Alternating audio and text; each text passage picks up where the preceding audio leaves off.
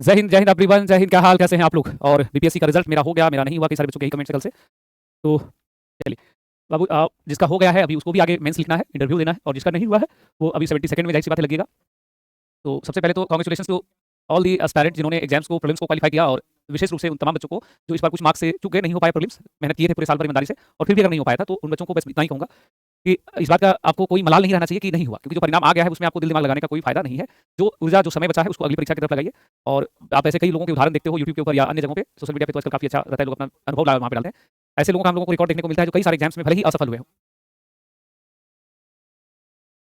तो बहुत ऐसे बच्चों का आप लोग देखते होंगे इंटरव्यू वगैरह में, जो आपको कहते हुए ये अपना अनुभव साझा करते हुए मिल जाते हैं कि हमने एक अटेम्प्ट, दो अटेम्प्ट, कई सारे अटेम्प्ट दिए, इवन 2-3-4 अटेम्प्ट तक का उदाहरण है कि प्रीलिम्स नहीं होता था और जब हुआ तो रैंक 1 आया। अब यूपीएससी के अंदर हम लोगों ने ऐसा ही देखा था, है ना? तो कोई नहीं, हताश नहीं होना, हाँ, मोटिवेटेड रहिए और अपने आप को जो है हमेशा बेहतर बनाने के लिए जो कमियां रह गई हैं उस पर काम करो। मतलब ऐसा नहीं कि ठीक है नहीं हुआ रिजल्ट, अगली बार हो जाएगा, बाबू हो सकता है अगली बार भी नहीं हो। तो आपको पहले क्या करना है, अपनी गलतियों को आइडेंटिफाई करना है। आप अपनी गलतियों को एक बार देखिएगा और अपनी गलतियों के ऊपर जो है उसको उस पर काम करिए। मान लीजिए जस्ट आप देखो कि अगर हिस्ट्री में आपके कम क्वेश्चन बने थे तो आपको पता है हिस्ट्री सब्जेक्ट आपका कमजोर हो रहा है, उसको अच्छे से पढ़ लो। मान लो साइंस में दिक्कत आ रहा था तो साइंस में तो जो भी आपका विषय उसके अंदर थोड़ा काम करना स्टार्ट करिए, है ना? आइए उसके बाद हम लोग यहाँ पे अभी जुलाई 2025 आज से स्टार्ट करेंगे। कल हम लोगों का जून तक का हो गया है ना? एक बार आप बता देना हमें कि जून तक का कंप्लीट है। तो आपके इस बैच में जो हमने स्टार्ट किया है वो है जनवरी से स्टार्ट किया है, जनवरी 2025, और जनवरी से अब तक हम लोगों का हो गया है जून तक का। कितने मंथ का हो गया है? जून, यानी कि 6 मंथ तक का कंप्लीट है। तो अब जो हम लोग यहाँ करंट अफेयर्स देखने वाले बच्चों वो है हम लोगों का जुलाई तक का। हाँ, अब कौन सा है? तो जुलाई तक का है। जुलाई का आज से स्टार्ट होगा, उसमें उतना ही था, 140 प्रश्न ही थे। तो जुलाई का हम लोग यहाँ पे देखना स्टार्ट करेंगे। प्रश्न संख्या 1 है। प्रश्न संख्या 1 सवाल क्या है वो देखोगे कि समावेशी और टिकाऊ शासन के लिए वैश्विक दक्षिण सहयोग को सशक्त बनाना, ये थीम लिखा है। इस थीम के साथ 17वां ब्रिक्स शिखर सम्मेलन का आयोजन कहाँ हुआ है? तो जो 17वां ब्रिक्स शिखर सम्मेलन का आयोजन है रियो डी जेनेरियो, ब्राजील में। कहाँ पे हो जाएगा ये? रियो डी जेनेरियो, ब्राजील में। कहाँ पर है? रियो डी जेनेरियो, ब्राजील में। तो जो ब्रिक्स का जो सम्मेलन था 2025 में, वो फाइनल सम्मेलन की बात हो रही है, उसकी फाइनल जो बैठक होती है उसकी बात हो रही है। तो ये कहाँ पे हुआ है भाई? ये हुआ है ब्रिक्स में, हुआ है। ब्रिक्स का जो फाइनल सम्मेलन है ये रियो डी जेनेरियो में हुआ है। ठीक है, यहाँ तक चीज आपको ध्यान रखनी है। अब नेक्स्ट जो हम लोगों के सामने इसमें रहने वाला है सवाल, अगला जो प्रश्न हम लोगों का है वह प्रश्न क्या है उसको जरा देखा जाए। तो अगला जो हम लोगों के सामने यहाँ पे प्रश्न रहने वाला है, अगला जो हम लोगों के सामने यहाँ पे प्रश्न रहने वाला बच्चे वो है कि अमेरिकी उद्यमी एलॉन मस्क ने किस नाम से एक नई राजनीतिक पार्टी का गठन करने की घोषणा किया है? तो जो एलॉन मस्क ने एक नई कंपनी ने एक नया पॉलिटिकल पार्टी बनाने का घोषणा किया है, उसका नाम उन्होंने अमेरिका पार्टी रखा है। क्या नाम रखा है? America party. और अभी हालांकि रजिस्ट्रेशन वगैरह नहीं हुआ है, इसका ध्यान रखो। और रिपब्लिकन पार्टी जो है, रिपब्लिकन पार्टी, अभी जो आप यहाँ पे गवर्नमेंट जो देखते हो अमेरिका में, उस गवर्नमेंट में जो अभी रूलिंग पार्टी जो है वो है रिपब्लिकन। ठीक है, रिपब्लिकन के ही है ट्रंप, जो डोनाल्ड ट्रंप है वो इसी दल से है। डोनाल्ड ट्रंप जो है वो इसी दल से है, इसी दल से है। और इंटरेस्टिंग बात क्या है? तो इंटरेस्टिंग बात ये है कि रिपब्लिकन पार्टी का चुनाव चिन्ह जो है वो है गधा। इसका जैसे हमारे देश में होता है चुनाव चिन्ह, लालटेन है, कमल फूल है, हाथ का चुनाव है, तो उनका जो चुनाव चिन्ह है वो क्या है? गधा है। चुनाव चिन्ह क्या बच्चे? गधा। और इसी में से जो है एक है डेमोक्रेट पार्टी। तो डेमोक्रेट पार्टी से आते थे जो बाइडेन और बराक ओबामा, अगर आप जानते होंगे तो वो। और इन लोगों का चुनाव चिन्ह तो और खतरनाक है, इन लोगों का है हाथी, जो बीएसपी का है, बहुजन समाजवादी पार्टी, मायावती जी का है। तो ये बड़ा इंटरेस्टिंग है। अच्छा, इसके लिए भी कहानी है कि आखिर ये चुनाव चिन्ह का कंसेप्ट क्या था? तो मुझे चुनाव चिन्ह इसलिए लाया गया था ना, चुनाव चिन्ह इसलिए लाया गया था क्योंकि जो लोग पढ़े नहीं होते थे, इलिटरेट होते थे, निरक्षर होते थे, तो मतदान करने जाएंगे तो चुनाव में कैंडिडेट का नाम पढ़ के मतदान नहीं कर सकते, तो उनके लिए सिंबल बनाया गया कि सिंबल अगर रहता है तो उससे क्या होगा? आसानी होगी मत देने में। तो इस चीज़ का यहाँ पे ध्यान रखिए। नहीं देखो, ये सिंबल ना मैंने गलती बता दिया लगता है। गधा जो है इनका है, हाथी, ट्रम्प हाथी जैसा ना, तो हाथी जैसा होगा। अब ये ऊपर नीचे हो गया एक्चुअली, यहाँ पे होगा हाथी। ट्रम्प हाथी जैसा नहीं, तो कितना लंबा, मतलब 6 फीट से ज़्यादा है, और इन लोगों का है गधा। गधा, इसको थोड़ा सा ऊपर नीचे करते हैं ना, मतलब डेमोक्रेट का पार्टी का चुनाव चिन्ह गधा, रिपब्लिकन का हाथी। नया पार्टी कौन सा बनेगा अमेरिका में? तो अमेरिका पार्टी, एलॉन मस्क इसको बनाने की घोषणा की है। नेक्स्ट, अस्ताना में आयोजित आयोजित विश्व मुक्केबाजी कप 2025, इस भारतीय मुक्केबाज ने स्वर्ण पदक अपने नाम कर दिया है। तो जो इसमें स्वर्ण पदक साक्षी जैस्मिन और नुपुर। ऑप्शन नंबर बी यहाँ पे राइट है, ऑप्शन नंबर बी हम लोग का करेक्ट है। तो विश्व बैंक के गिनी इंडेक्स के आधार पर, गिनी इंडेक्स के आधार पर भारत वैश्विक स्तर पर आय की समानता के मामले में किस स्थान पर है? तो जो भारत आय की समानता के मामले में चौथे स्थान पे है। भारत किस नंबर पे है? तो भारत है चौथे स्थान पे। पहला नंबर में कौन है? तो पहला नंबर में है स्लोवाक, यूरोपीय देश है। दूसरा नंबर में है स्लोवेनिया।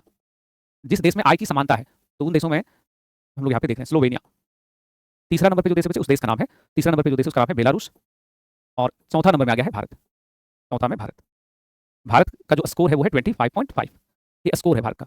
इसमें भी रैंकिंग होता है तो स्कोर के आधार पर होता है ना, तो हम लोग भारत का केवल एक जानकारी रखेंगे, इन लोगों का रैंक भी याद रहे तो बड़ी बात है। स्लोवाक, स्लोवेनिया और स्लोवेनिया और बेलारूस, भारत। तो ये सब आपको यहाँ पे ध्यान रखना है।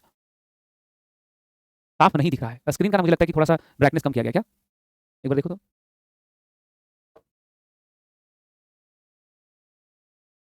नहीं नहीं, वहाँ कुछ नहीं, स्क्रीन का लग रहा है ना थोड़ा सा ब्लैक ब्लैक जैसा आ रहा है। इसका इसका जो है कहाँ से बढ़ता है वो, इसका ब्राइटनेस? दिख रहा है सही सही। अच्छा ठीक है, ये क्लास कर लो, ठीक है, अब इसके बाद जो है हम लोग देख लेंगे सेटिंग। अभी अभी क्लास के बीच में करेंगे तो पता चला जो भी चल रहा है वो गड़बड़ा जाएगा। बस समझ में आ रहा है तो अभी रहने दो। चलिए आगे बढ़ते हैं। नेक्स्ट है कि अगस्त 2025 पहला खेलो इंडिया जल खेल महोत्सव कहाँ पे हुआ है? पहला जल खेल महोत्सव कहाँ पे? वो जो पहला जल खेल महोत्सव का आयोजन पहली बार अभी हुआ है डल झील में। डल झील कहाँ पे भाई? श्रीनगर में। डल झील कहाँ पे? श्रीनगर। ये फ्रेश वाटर लेक है ना, कैसा लेक है? Fresh water. चलिए आगे सवाल है कि केंद्रीय मंत्रिमंडल ने स्वीकृत रोजगार लिंक्ड प्रोत्साहन एम्प्लॉयमेंट एम्प्लॉयमेंट जो है इसको कहते हैं एम्प्लॉयमेंट लिंक्ड इंसेंटिव ELI योजना का कुल परिव्यय क्या है? तो इस परियोजना का कुल परिव्यय है 1 लाख करोड़ रुपया। क्या होगा इस योजना में? लिखा हुआ है रोजगार लिंक्ड प्रोत्साहन योजना। ऐसी कंपनियां जो रोजगार उत्पन्न करने में मदद कर सकती हैं, उनको सरकार जो है वो सहायता पहुंचाएगी। ठीक है, ताकि ज़्यादा से ज़्यादा रोजगार मिले। तो उसके कितने करोड़ का फंड बनाया गया भाई? 1 लाख करोड़ रुपए का फंड है। देश का पहला सहकारी विश्वविद्यालय, त्रिभुवन सहकारी विश्वविद्यालय की आधारशिला कहाँ रखी गई है? तो जो आनंद में रखी गई है, कहाँ पे? गुजरात में। ये प्रश्न हम लोगों ने पहले भी चर्चा किया हुआ है, मुझे लगता है अप्रैल में किया होगा या जून में। पाकिस्तान के, हाँ परफेक्ट है, कोई समस्या नहीं है। पाकिस्तान के संयुक्त राष्ट्र सुरक्षा परिषद का अध्यक्ष बन गया है। अच्छा, यहाँ पे प्रश्न बेसिकली ये था कि संयुक्त राष्ट्र सुरक्षा परिषद का अध्यक्ष कौन बन गया है? तो आपको ये प्रश्न ऐसे रहेगा, ठीक है? प्रश्न रहेगा कि संयुक्त राष्ट्र सुरक्षा परिषद का अध्यक्ष कौन बना है? तो वो जो संयुक्त राष्ट्र सुरक्षा परिषद का अध्यक्ष बना था, पाकिस्तान बना था। तो आप लोग चौंक मत जाना कि भाई यूनाइटेड नेशन सिक्योरिटी काउंसिल का अध्यक्ष बन गया पाकिस्तान, अब तो भारत से बदला ले लेगा ना, ऐसा नहीं है। ये पाकिस्तान जो बना था वो 1 माह के लिए था, केवल 1 महीने के लिए, 1 माह। और वो माह कौन सा है? ओनली फॉर जुलाई 2025, सिर्फ जुलाई 2025 के लिए। और क्यों बना था अध्यक्ष भाई? तो रोटेशन प्रणाली के तहत बना था। रोटेशन प्रणाली के तहत, रोटेशन प्रणाली के तहत बना था, ठीक है? तो रोटेशन प्रणाली क्या होता है भाई? रोटेशन प्रणाली मतलब यूनाइटेड नेशन सिक्योरिटी काउंसिल में 15 अस्थायी सदस्य होते हैं, 15 सदस्य होते हैं, 10 अस्थायी होते हैं। तो जो 10 सदस्य होते हैं उनको हर सदस्य को बारी-बारी से एक-एक मंथ के लिए जो है अध्यक्षता दिया जाता है, बारी-बारी से। तो इट्स जस्ट लाइक कि अध्यक्ष अभी बने और अभी तुरंत रिटायर हो गए, क्या फायदा? मजा ही नहीं आएगा इसमें, बिल्कुल। तो इसको आप यहाँ पे देखोगे बच्चे, 1 मंथ के लिए जो है यहाँ पे बना था। आगे है कि हाल ही में किस राज्य सरकार ने महिला आरक्षण में डोमिसाइल को लागू कर दिया है? बच्चों, महिला आरक्षण में डोमिसाइल को लागू किया गया है बिहार में। बिहार में महिलाओं को जो आरक्षण है, बिहार में महिलाओं को जो आरक्षण दिया गया है, बिहार में महिलाओं को जो आरक्षण दिया गया बच्चे, उस आरक्षण की अगर हम लोग बात करें तो उस आरक्षण को आप देखोगे 2 तरह से। जैसे रोजगार, वो जो आप सबको ज्ञात है कि रोजगार में महिलाओं को है 35% का आरक्षण, 35% का। उसके अलावा जो है पंचायत, तो पंचायत में जो महिलाओं को है इसमें है 50% का आरक्षण, ठीक है? और अभी डोमिसाइल लागू कर दिया गया है। डोमिसाइल का मतलब होता है स्थानीयता, स्थानीयता। इसको अनिवार्य कर दिया गया है। अगर कोई भी महिला जो है अगर लाभ लेना चाहती है बिहार में 35% के अंदर, तो उस महिला को ये आवश्यक होगा कि वो बिहार की ही नागरिकता होना चाहिए उसके पास। कहाँ की नागरिकता होनी चाहिए? बिहार की नागरिकता। तो ये दोनों आंकड़ा याद रखिएगा। पंचायत में कितना है? 50%, या इसमें रोजगार में कितना है? 35%। और यही तो कमाल रहा है कि इस बार देखिएगा, इसका जो चर्चा होता है कि एकदम से नीतीश कुमार जी को जो मैसिव मेजॉरिटी जो प्राप्त हुआ, उसमें ये माना जाता है कि बिहार में महिलाओं का बड़ा भूमिका रहा है। क्योंकि ये बड़ा मतलब मुझे लगता है व्यक्तिगत रूप से मैं अगर कहूँ तो बिहार में लड़कियों के लिए अभी बहुत अपॉर्चुनिटी है। सोचिए कि 100 पदों पर अगर रिक्ति है तो 35 लड़कियां ही होंगी। और डोमिसाइल लागू हो गया, इसका मतलब ये हुआ कि अब जो है कॉम्पिटिशन राज्य के अंदर ही की लड़कियों के बीच है, बाहरी राज्य की लड़कियों के बीच आपका कॉम्पिटिशन नहीं है। तो लड़कियों को जो यहाँ पे इसको ध्यान रखिएगा सर। लेकिन ये तो बॉयज के साथ मिलना चाहिए, देखो हमको पता था बॉयज के साथ। अरे बॉयज के साथ क्या है, तुम लोग, तुम्हारी बहन है ना भाई, उसको मिल रहा है ना। ऐसे सोचो, इसको मत सोचो कि यहाँ पे तो आपकी बहन है उसको मिल रहा है आरक्षण, तुम्हारी भविष्य में पत्नी होगी उसको मिल रहा है आरक्षण, तो आरक्षण मिल रहा है ना भाई, समाज में तो जा रहा है आरक्षण। लड़का सबको ना लगी, कुछ लोग सोचता है अच्छा लड़कियों का आरक्षण मिल रहा है तो बड़ा न्याय हो गया सर। अरे तेरे घर की भी बहन को मिलेगा, तेरी भाभी को भी मिलेगा, तेरी पत्नी को भी मिलेगा, चिंता क्यों करते हो यार? लड़कों का तो मजदूरी करनी है। हाँ, सर मैं बिहार से नहीं हूँ तो जो बच्चे नहीं हैं उनके लिए ये सारी चीजें हैं, आगे प्रश्न देखेंगे कि। लेकिन हाँ, इसमें एक जरूर है बाबू कि इसमें हम लोग कहते हैं कि अगर जब यही करना था तो पुरुषों में भी चाहे तो लगा सकते थे। नहीं, बिहार में जो है लड़के सभी इस पे काफी विषय पे चर्चा करते हैं। और इसका अपना एक तर्क होता है कि भाई बिहार में चूंकि नौकरियां लिमिटेड है, तो बाहर के लोग अगर बिहार का है ना, जैसे झारखंड में देखो डोमिसाइल लगा हुआ है, हरियाणा में, हालांकि झारखंड में बहाली नहीं आता है, डोमिसाइल लगा दिया है, क्या फायदा? बहाली नहीं दीजिएगा तो। अगला है, प्रधानमंत्री नरेंद्र मोदी ने अर्जेंटीना के राष्ट्रपति और उपराष्ट्रपति को विशेष उपहार के रूप में क्या सौंपा है? तो उन्हें विशेष उपहार के रूप में राजस्थान का जो एक वहाँ का आर्ट है, वहाँ की कला है, वो है चांदी का शेर। ये राजस्थान में बड़ा फेमस होता है, वो नक्काशी करते हैं इस पे। और दूसरा सौंपा उनको मधुबनी पेंटिंग। तो ये 2 चीजें जो है उन्होंने सौंपा है, 2 चीजें, ये दोनों आपको यहाँ पे ध्यान रखना है। सोहराई कला जो है ये भी सौंपा गया था, लेकिन किसको सौंपा गया था? रूस के राष्ट्रपति को। रूस के राष्ट्रपति को ये सौंपा गया था, रूस के राष्ट्रपति को सौंपा गया था सोहराई कला, ठीक है? तो यहाँ पे राइट आंसर होगा ऑप्शन नंबर डी। नेक्स्ट है कि चेहरा को स्कैन कर राशन वितरण करने वाला भारत का पहला राज्य कौन बन गया है? तो जो चेहरा को स्कैन कर लेगा और राशन दे देगा, ऐसा करने वाला भारत का पहला राज्य बना है हिमाचल प्रदेश। आप सब देखो यहाँ पे समझो, चेहरा से राशन कहाँ मिलेगा? चेहरा स्कैन करके राशन मिलेगा हिमाचल प्रदेश में, ठीक है? और इसी प्रकार का एक है जिसका नाम है चावल एटीएम। वो जो चावल एटीएम भी इसी तरह से शुरू किया गया है। तो ये चावल एटीएम कहाँ स्टार्ट हुआ है? ओडिशा में। कहाँ स्टार्ट हुआ है? ओडिशा में, ठीक है? और इसी प्रकार से जो है आप ये दोनों बातें याद रखोगे, चेहरा को स्कैन करके राशन हिमाचल। फर्क ये है कि ओटीपी और फिंगरप्रिंट से राशन बंटने पे बड़ा दिक्कत आता है। फिंगरप्रिंट जो है इन दोनों से दिक्कत आता है बहुत, वरना जो रिमोट एरिया होता है वहाँ पे नेटवर्क काम नहीं करता है। आप लोग जब कोटा में राशन लेने जाते होंगे तो आप देखते होंगे कई बार आप इस असुविधा का सामना करते होंगे कि भाई हम राशन तो लेने गए, पता चला कि जो ओटीपी है मोबाइल में आ ही नहीं रहा या फिंगरप्रिंट नहीं ले रहा है, बार-बार सर्वर इशू बता रहा है। तो एक नया उपाय अपनाया गया है हिमाचल प्रदेश में कि एक जो है मोबाइल ऐप रहेगा हिमाचल प्रदेश में, जो डीलर होते हैं जो कोटा चलाते हैं, आप में से कई लोगों के घर में चलता होगा, तो डीलर के पास मोबाइल का ऐप होगा। अब मोबाइल का ऐप में ऐसे करके आदमी फिंगरप्रिंट से फोटो स्कैन कर लेगा, और जैसे फोटो स्कैन करेगा तो उसका जो है अप्रूवल हो गया, भैया चावल दीजिए। अब चावल कैसे मिलता है पता है ना? 5 की जगह 4 तो उसको मिल जाएगा चावल। और ये चावल एटीएम क्या होता है बाबू? चावल एटीएम जो होता है ना, ये ओडिशा में एक ट्रायल हो रहा है। वहाँ पे ट्रायल ये हो रहा है कि जैसे अभी आप जब चावल लेने जाते हैं तो कोटा वाला क्या करता है, 1 आध केजी मार लेता है। काहे मार लेता है 1 केजी? उसको अपने घर में टाइल्स मार्बल लगाना है, तो इसीलिए मार लेता है भाई। जैसे गरीब आदमी को 5 केजी राशन अगर मिल रहा है तो 5 में 4 ही देगा, 1 केजी नहीं देगा। काहे? घर वालों को चमकाना है, टाइल्स लगवाना है, मार्बल लगवाना है, मस्त। तो वही मार लिया गरीब आदमी का। तो चावल एटीएम जो है इसमें नियम है कि आप कुछ नहीं करना है, कोटा में लगा देगा एटीएम की तरह, वहाँ पे अपना फिंगरप्रिंट डाल दीजिए, अब बोरा फैला दीजिए, जितना आपका बनता है। मान लीजिए आपके परिवार में 5 सदस्य हैं, तो 5 सदस्यों में से 5-5 केजी 25 केजी, तो मशीन आदमी थोड़ी है, मशीन को टाइल्स मार्बल थोड़ी लगाना है। तो मशीन में ऑटोमेटिक ऑनलाइन वो रहेगा, आराम से चावल फैलाइए, चावल आपका गिर गया, जितना आपको मिलना था, अब लेकर के चलते रहिए वहाँ से।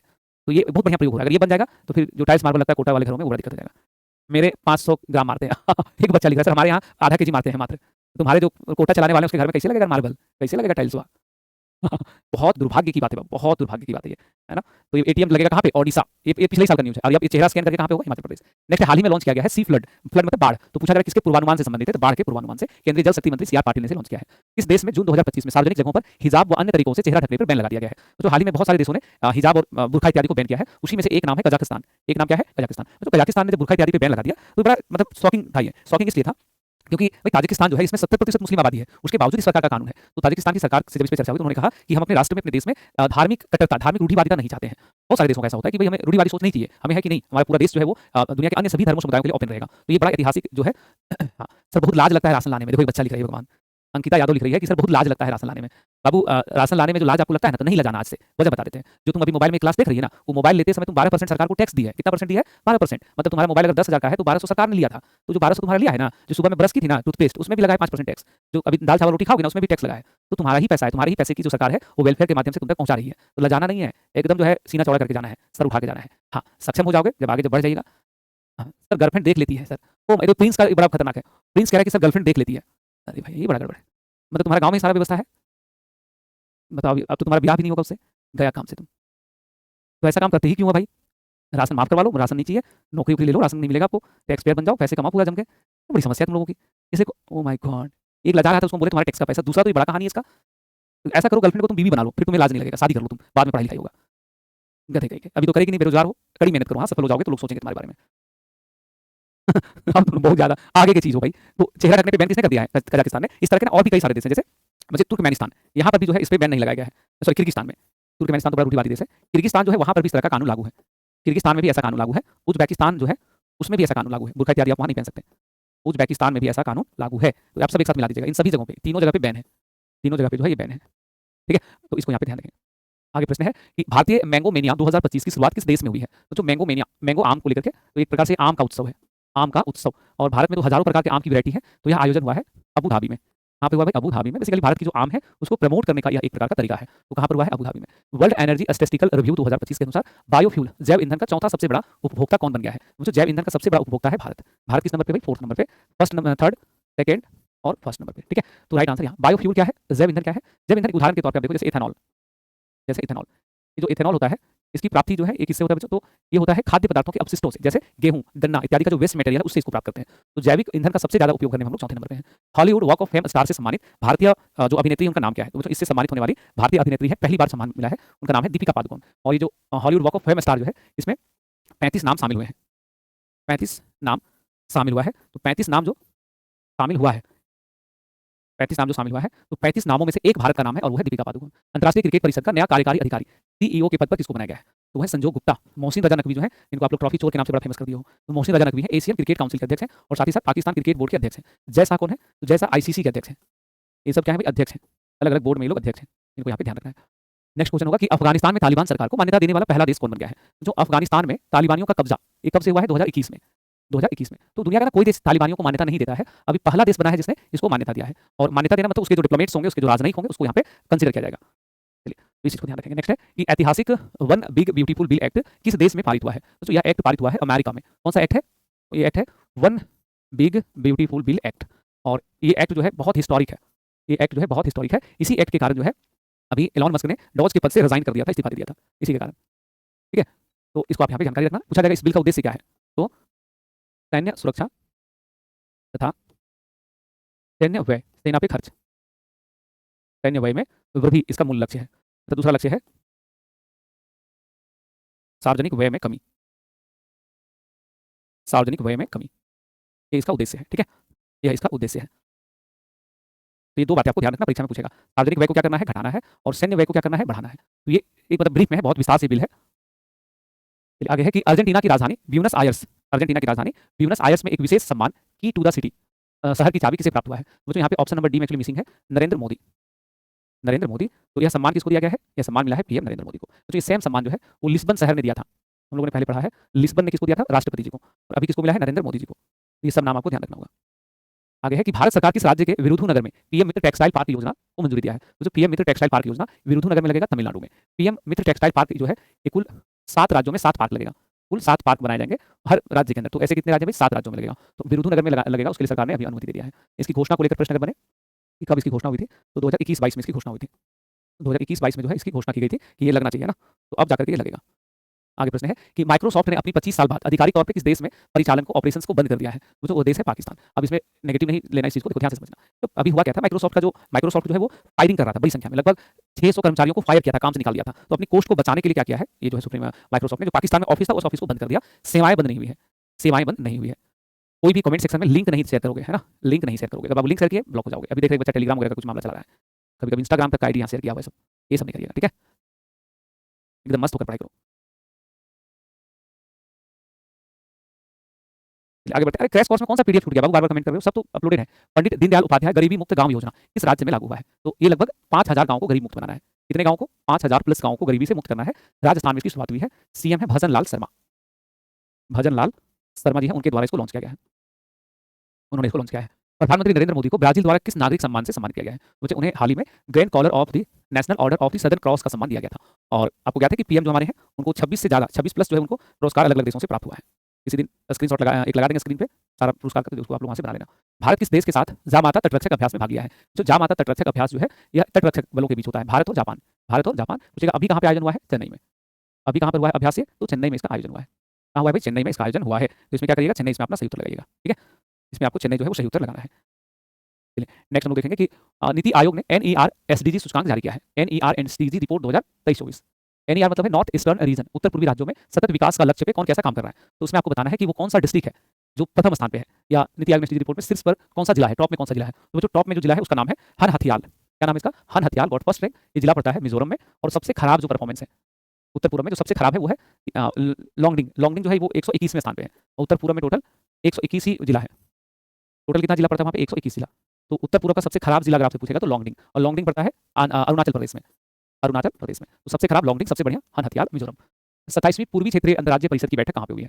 पूर्वी क्षेत्रीय अंतर्राज्य परिषद या परिषद की बैठक हाल में पुणे में हुआ है। कहाँ पे है? पुणे में, रांची में। और इसमें आप याद करोगे, इसमें बहुत सारे राज्य जो है 4 राज्य शामिल होते हैं। बिहार है, बिहार यूपी इसमें नहीं है, मध्य में यूपी। बिहार है, झारखंड है, झारखंड, इसके अलावा है ओडिशा और पश्चिम बंगाल है। 4 राज्य जो है ये पूर्वी परिषद में शामिल है। तो इसी में और भी हमने लिखा हुआ, जैसे वाराणसी में मध्य क्षेत्रीय परिषद की बैठक हुई थी, पुणे में पश्चिमी क्षेत्रीय परिषद की बैठक हुई थी। ये दोनों ध्यान रखिएगा। मध्य क्षेत्रीय परिषद कहाँ पे हुआ है? वाराणसी। और पश्चिमी क्षेत्रीय परिषद पुणे, पूर्वी क्षेत्रीय परिषद रांची, तीनों ध्यान रखना। इस देश के मंत्रिमंडल ने पेतोंगतान श्रीवास्तव को प्रधानमंत्री के पद से निलंबित कर दिया है। वो जो थाईलैंड में पेतोंगतान श्रीवास्तव जो है इन पे आरोप था, इनका वॉइस रिकॉर्डिंग जो है वो रिलीज हुआ था। जैसे भाई वीरेंद्र का बिहार में हुआ था ना, यार ज्यादा टेढ़िया बनेगा बिहार में, देखे तो वैसे इनका एक सीक्रेट जो है बातचीत लीक हो गया था। तो उसको लेकर के बाकी कोर्ट ने आदेश दिया था कि जब तक जांच पूरी नहीं हो जाती तब तक जो है आपको इस पद पे नहीं रहना है। अगला था पीएम नरेंद्र मोदी ने किस देश में रहने वाले भारतीय मूल के नागरिकों को overseas citizen of India OCI card प्रदान कर दिया है। मुझे ये कार्ड मिला है त्रिनिदाद एंड टोबैगो को। इसको दिया गया है त्रिनिदाद एंड टोबैगो, एक द्वीप का देश है, कैरेबियाई देश है, उनको मिला है। प्रथम स्वदेशी गोताखोरी सहायता पोत का नाम क्या है? गोताखोरी करेगा, क्या करेगा ये? गोताखोरी, जिसका नाम है निस्तार। नाम क्या बोलेंगे इसमें? निस्तार जो है इसका नाम है, ठीक है। नाम क्या है? निस्तार। देशव्यापी इलेक्ट्रिक मोबिलिटी और स्थायित्व अभियान कॉलेब इंजन को किसने हरी झंडी दिखाई है? तो जो इसको हरी झंडी दिखाई है अजय टम्टा ने। अजय टम्टा जो परिवहन राज्य मंत्री है, नितिन गडकरी तो परिवहन मंत्री है ना, तो परिवहन राज्य मंत्री है, उन्होंने इसको लॉन्च किया है। क्या है ये? लिखा हुआ है कि इलेक्ट्रिक मोबिलिटी के लिए, मतलब जो इलेक्ट्रिक की गाड़ियां हैं उसका एक प्रकार का शो होगा ये। तो इसको लॉन्च किसने किया है? बिल्कुल। अगला है कि किस देश ने भारतीय यात्रियों के लिए यूपीआई यूनिफाइड पेमेंट इंटरफेस सेवाओं को प्रारंभ किया है? तो जो इस सेवा को प्रारंभ किया है त्रिनिदाद एंड टोबैगो। अभी तक 8 देशों में यूपीआई वैलिड हो चुका है। दुनिया में 8 देश ऐसे हैं जो यूपीआई को स्वीकार करते हैं, भारत का यूपीआई को, ठीक है। और हाँ, 8 देशों में इसको स्वीकार्यता मिल चुका है। तो अभी रिसेंट में कौन सा देश है? वो है त्रिनिदाद एंड टोबैगो। अगला है कि हाल ही में यूरोपियन यूनियन के किस देश को यूरो जोन में शामिल किया गया है? तो यूरोपियन यूनियन को लेकर आपको ज्ञात है, यूरोपियन यूनियन जो 1993 में बना था, इसने 1999 में एक नई मुद्रा लॉन्च की थी, और उस मुद्रा को कहते हैं यूरो। उस मुद्रा को क्या बोलते हैं? यूरो। तो यूरो को हर यूरोपीय देश नहीं अपनाता है, इसको अपनाने वाला 21वां देश बन गया है बुल्गारिया। इसको अपनाने वाला 21वां देश कौन बना है? बुल्गारिया। जबकि यूरोपियन यूनियन में टोटल आपको ज्ञात है कि टोटल 28 सदस्य हैं, टोटल जो है 27 या 28 है। तो इसमें से जो है इसको अपनाने वाला जो है देश यहाँ पे बन गया है 27 है ना, शायद 27वां होगा, 27 देश है, 28 या 27। ब्रेजिल हुआ था ना, 27 होगा इसमें, 27 होगा। हाँ, तो उसमें से 21 देश अभी भी, मतलब 6 ऐसे देश हैं जिन्होंने इसको नहीं अपनाया है। एक बार देख लेना बाबू इसको फिर भी। और यहाँ पे एक चीज और नोट करना कि ये जो बुल्गारिया है इसकी अपनी मुद्रा लेव है। तो हो सकता है ये मुद्रा पूछे कि बुल्गारिया की मुद्रा क्या था? लेव था, लेकिन अब इसकी मुद्रा क्या हो जाएगा? यूरो। 1 जनवरी 2026 से इसकी मुद्रा हो जाएगा यूरो। 27 होगा, 28 था एक यूके था, तो बहुत पहले निकल चुका है। आगामी किस वर्ष होने वाले जनगणना में स्वगणना के लिए एक समर्पित वेब पोर्टल उपलब्ध होगा? तो जो सेल्फ इन्यूमरेशन होगा, अगली बार जो जनगणना होगी ना भारत में 2027 में, तो इसमें ना व्यक्ति अपनी गणना खुद करवा सकता है। आप जो है खुद वेबसाइट पे जाइए और खुद अपने बारे में आंकड़े दे दीजिए। देखो मुंह थोड़ा सा ऐसे कर दिया तो कितना बुरा लग रहा है, इसको ठीक कर देते हैं ना, नहीं तो हम लोग का मूड खराब हो जाएगा। लेकिन अब यही तस्वीर कितनी सुंदर हो गई। तो ये जो है आदमी अपना सूचना खुद दे सकता है अपनी जनगणना में। एप्पल ने अपना नया मुख्य परिचालन अधिकारी किसको चुना है? जो मुख्य परिचालन अधिकारी हैं सबीह खान, ये मूलतः मुरादाबाद से बिलोंग करते हैं, लेकिन अब मुरादाबाद से इनका कोई लेना देना नहीं है, ये यूपी चले गए हैं, यूपी के थे, अब पूरी तरह से अमेरिकी हो गए हैं और दुनिया की सबसे बड़ी company, one of the biggest largest company Apple जो है उसके सीईओ के पद पे चुने गए हैं। टीम कुक कौन है? तो जो टीम कुक जो है ये सीईओ है इस कंपनी के, एप्पल के, बड़ा महत्वपूर्ण पद को संभालते हैं। और स्टीव जॉब्स कौन है? तो एप्पल कंपनी जो है उसके संस्थापक हैं। स्टीव जॉब्स इसके संस्थापक हैं। एलॉन मस्क क्या है? एलॉन मस्क को जानते हो, विश्व के सबसे अमीर आदमी है, विश्व का सबसे रिच पर्सन, 5,000 करोड़ से ज़्यादा की इसकी संपत्ति है। इस राज्य सरकार ने मुख्यमंत्री सेहत योजना का शुभारंभ किया है। तो यह योजना पंजाब में प्रारंभ हुआ है और इस योजना के तहत सभी को मुफ्त मुफ्त 10 लाख रुपए का स्वास्थ्य मिलेगा। आप मुफ्त सभी को, मतलब गरीब हो अमीर हो सबको मिलेगा पूरे पंजाब में 10 लाख का स्वास्थ्य बीमा। जबकि आपको ज्ञात है आयुष्मान में कितना मिलता है? 5 लाख। तो इन्होंने एक अलग से पैरेलल स्कीम चला दिया है। सिंदूर ब्रिज का उद्घाटन कहाँ किया है? बच्चों सिंदूर ब्रिज जो है ये ऑपरेशन सिंदूर जो चला था उसी के नाम पे इसको है। ठीक है, ये ऑपरेशन सिंदूर के ही नाम पे इसको चलाया गया था। तो ये कहाँ इसका नाम पहले हुआ करता था? कार्नेक ब्रिज। अंग्रेज अधिकारी थे, उनके नाम पे इसका नाम था कार्नेक ब्रिज। तो अब इसका नाम बदल करके कर दिया गया है सिंदूर ब्रिज। कार्नेक को क्या बोलेंगे? सिंदूर। 25वां राष्ट्रीय मत्स्य कृषक 2025 का आयोजन कहाँ हुआ है? तो ये हुआ है CIFA। इसको कहते हैं कि central institute of fresh aquaculture. अगर हिंदी में आप लिख रहे हो तो लिख लेना central institute of fresh aquaculture. तो वहाँ पे हुआ। नेक्स्ट है, किस कंपनी ने सरकारी डेटा गोपनीयता को मजबूत करने के लिए डोमिनो IQ लॉन्च किया है? तो जो डोमिनो IQ बनाया है SCL ने। भारत सरकार की वेबसाइट से कोई डेटा लीक नहीं होगा, तो एक प्रकार का ये उसको प्रोटेक्शन देगा। अगला है कि सेल ने वैश्विक उपस्थिति को मजबूत करने के लिए नया कार्यालय कहाँ बनाया है? दुबई में। जो सेल जो कंपनी है, SAIL Steel Authority of India Limited, 1973 New Delhi में मुख्यालय है। हेडक्वार्टर कहाँ पे? नई दिल्ली। लेकिन नई दिल्ली में तो हेड ऑफिस है ही, इसके अलावा अपना सेल ने एक नया ऑफिस बनाया है दुबई में। क्यों भाई? ताकि जो मध्य एशियाई देश है वहाँ पे अपने बिजनेस व्यापार को देख सके और साथ ही साथ दक्षिण के जो अफ्रीकी जो देश है वहाँ पे भी अपना विस्तार कर सके। तो ये सारी बातें आपको ध्यान रहेगा? क्या कहते हो? अभी जो है हम लोग इसमें 40 प्रश्नों को देखे हैं।